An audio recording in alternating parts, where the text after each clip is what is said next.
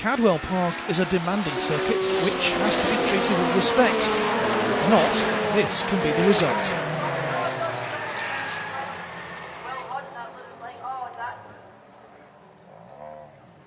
Fortunately, no injuries, and importantly, this wasn't the Forces Challenge race.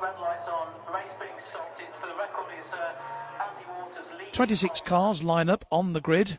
After morning qualifying, getting away in the lead is the man on pole position, the RAF's Darren Berris, who's dominated the races so far in the most powerful car here, his Westfield V8. Darren will go on to win the race, a lap and a half ahead of all his rivals. But the Armed Forces Challenge isn't just about who's quickest.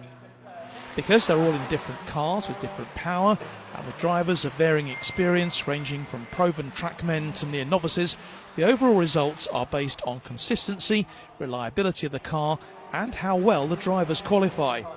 It's also about developing a level of professionalism both in the paddock and on the track.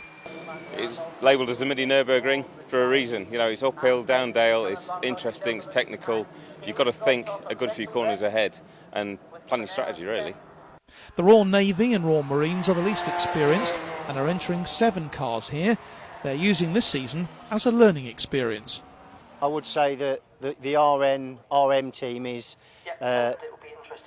new. We've got lots of drivers who haven't done their 6 races to get the full licence yet.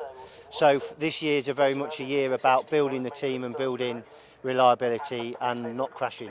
So from a year's perspective, we've had a few mechanicals, we've had a couple of accidents, and so from a team perspective, we're hitting our strategic aims, but we're maybe not as high in the championship as we would like. Although it's not cheap, this level of motorsport can be affordable, especially as the sports boards and sponsors offer some assistance.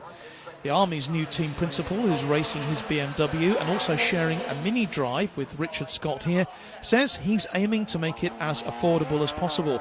But in return, what's needed most is commitment. What it takes more of, other than funding, is actually time. It's the effort. You've really got to have a passion for doing this, because for a 40-minute race, you could be spending a week, 4 or 5 hours a day getting the car ready.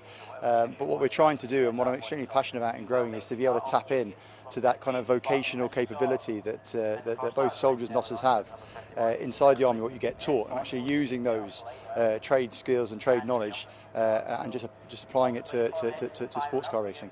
The RAF are furthest down the track in terms of team development, which is giving them the advantage in this season's Armed Forces Championship.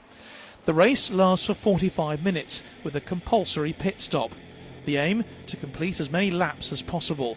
Darren Berris will go on to complete 25 laps, also setting the fastest time of 1 minute 39.3.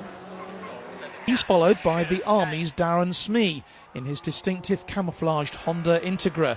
He averages over 75 miles an hour across the race, again showing his experience on the Lincolnshire circuit. Its famous gooseneck curve, heading into Mansfield and then up the mountain. Cadwell is perhaps best known as a bike circuit, and many of the Forces drivers here have only been able to do a few laps.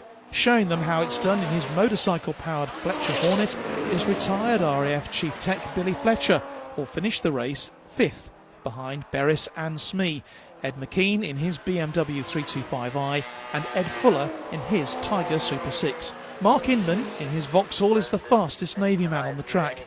Collecting the most points in the Forces Challenge, though, are first Paul Waterhouse in his Peugeot, Dan Smith driving a Fiesta, and Chris Slater also in a Peugeot, all from the RAF, with race winner Darren Berris.